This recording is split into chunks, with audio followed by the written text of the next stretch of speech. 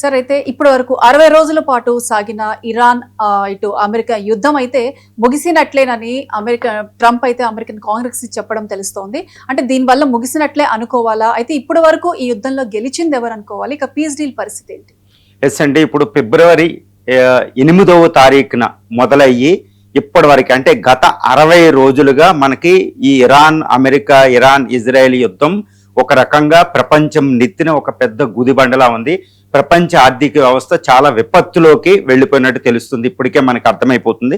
ఎందుకంటే ముఖ్యంగా పెట్రోలు ఈ కొరత, దానికి అది ఎందుకు అంటే హర్ముజు స్ట్రైట్ క్లోజ్ అవడం, ఇది ఒక విపత్కర పరిస్థితి. ఇప్పుడు ట్రంప్ ఒక అతి పెద్ద సంచలనమైన ప్రకటన చేయడం జరిగింది.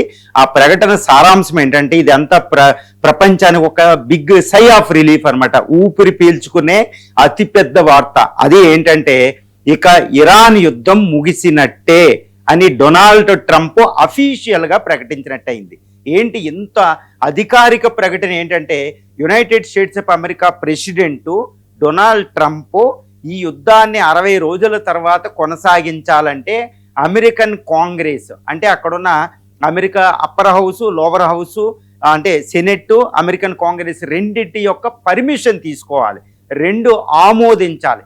కానీ అది అసంభవం అనమాట డొనాల్డ్ ట్రంప్కి. ఎందుకంటే సెనెట్లో ఆమోదం వస్తుందేమో కానీ లోవర్ హౌస్లో వచ్చే ప్రసక్తే లేదు, హౌస్ ఆఫ్ రిప్రజెంటేటివ్స్లో.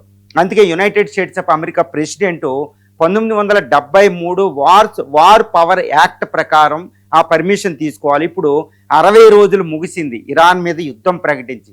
కాబట్టి యునైటెడ్ స్టేట్స్ ఆఫ్ అమెరికన్ కాంగ్రెస్కి మైక్ జాన్సన్ రిప్రజెంటేటివ్ ద్వారా ఆయన ఒక లేఖ రాయడం జరిగింది. అదేంటంటే ఇరాన్తో ఇక యుద్ధం ముగిసినట్లే, ఒక రకంగా చెప్పాలంటే సీజ్ ఫైర్ ప్రకటించిన ఏప్రిల్ 8తోనే ముగిసిపోయినట్టు, ఇంకా వార్ లేదు అని డొనాల్డ్ ట్రంప్ స్వయంగా లెటర్ ద్వారా అమెరికన్ కాంగ్రెస్కి చెప్పడం జరిగింది. అంటే ఏంటి, ఇది అధికారికంగా ఇంకా యుద్ధం ముగిసినట్టు డొనాల్డ్ ట్రంప్ ప్రకటించేశాడు.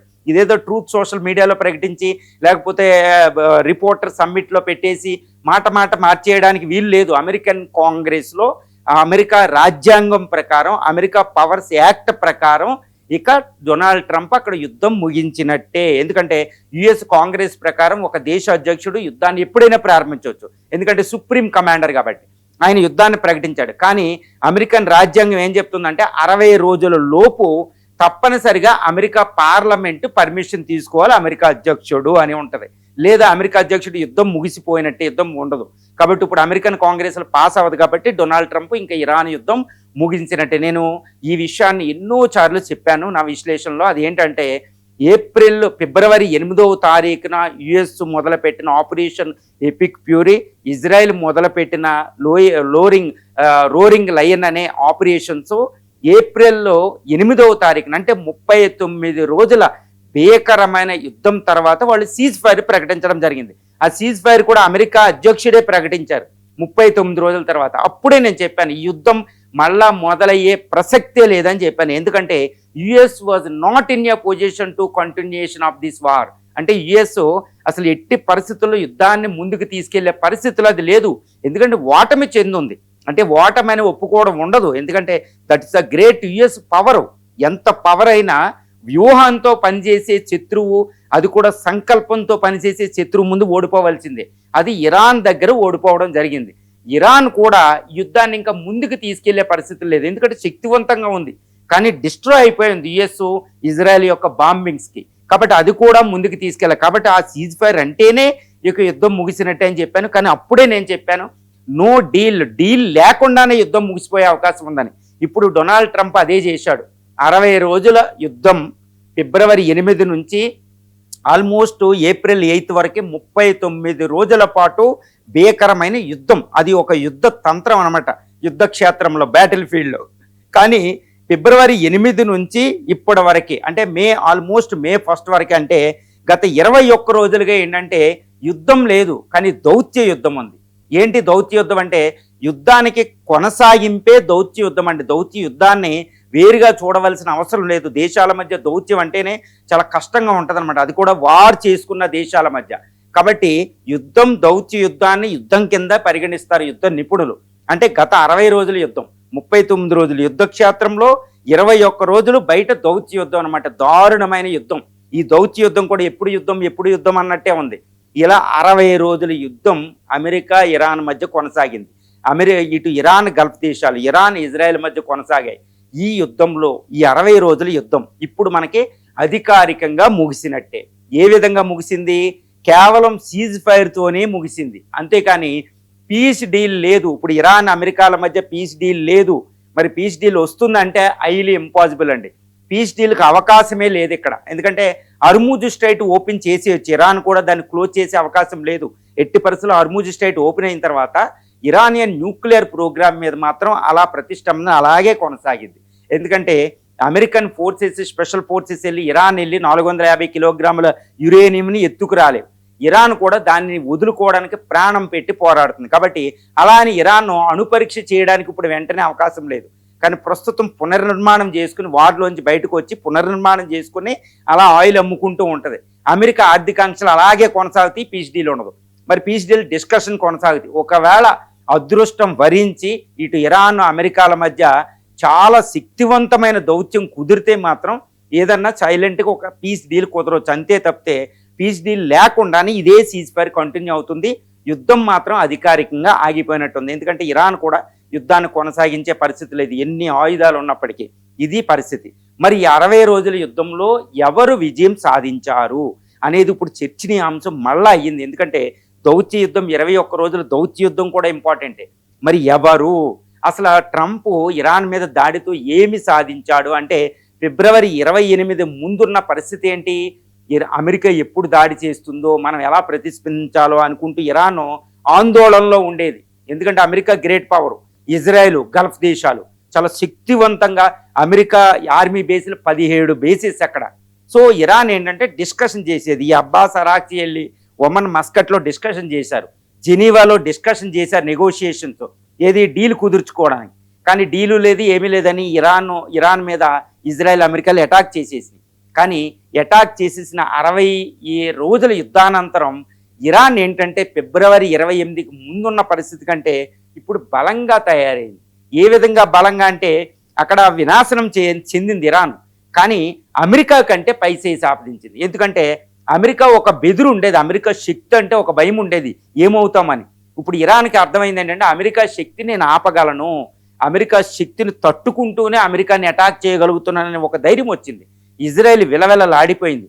మొత్తం గల్ఫ్ దేశాల్లో Saudi Arabia, Bahrain, ఖతారు, Oman, Iraq, ఈ సిరియా వీటి దగ్గర ఉన్న అమెరికా యొక్క 17 బేసులు, ఆర్మీ బేసుల్ని చాలా సర్వనాశం చేసినట్టు తెలుస్తుంది. అక్కడ చాలా భయంకరమైన లాస్ వచ్చినట్టు తెలుస్తుంది. అమెరికా సుప్రీం వెపన్స్ అనేది పడగొట్టింది. 39 యుద్ధ విమానాలు పడిపోవడం జరిగింది. అందులో F-35 నుంచి F-16, F-18, Hornet, KC-135, MQ-9 wrapper లాంటి డ్రోన్లే పడిపోయినాయి అనమాట. అత్యాధునికమైన డ్రోన్, $1 బిలియన్ లాస్. తర్వాత ఇప్పుడు వరకే $25 బిలియన్ అని చెప్తున్నారు, కానీ ఇంకా ఎక్కువ యుద్ధానికి ఖర్చు అయినట్టు తెలుస్తుంది. అమెరికా దగ్గర మిసైల్స్ అన్నీ అయిపోయినాయి. ప్యాక్, థాడ్, ప్యాట్రోయిట్ ఎయిర్ డిఫెన్స్ సిస్టంలో ఇప్పుడు కొలాప్స్ అయిపోయినాయి అమెరికా సుప్రీం వెపన్స్ అని. అంటే ఏంటి? ఇరాన్ పై చేయి సాధించింది. ఇంకా దీని దగ్గర 15,000 మిసైల్స్, 45,000 డ్రోన్లు ఉన్నాయి. ఈ సీజ్ ఫైర్ ప్రకటించిన తర్వాత ఇంకా రికవర్ అయింది. ఇప్పుడు దీర్ఘకాలిక యుద్ధం చేసే స్థితిలో ఇరాన్ ఉంటే, దీర్ఘకాలిక యుద్ధం చేసే స్థితిలో ఇటు ఇజ్రాయెల్, అమెరికా, గల్ఫ్ దేశాలు లేవు. కాబట్టి ఎవరిది పై చేయి? ఇరాన్ది పై చేయి. హర్ముజ్ స్ట్రైట్ని అమెరికా ఓపెన్ చేయలేని పరిస్థితి, సుప్రీం మిలిటరీ పవర్ అయినా. కాబట్టి ఎవరిది పై చేయి? ఇరాన్ది పై చేయి. ఇరాన్ టోల్ ప్లాజా పెట్టుకునే పరిస్థితులు అక్కడ ఉంది.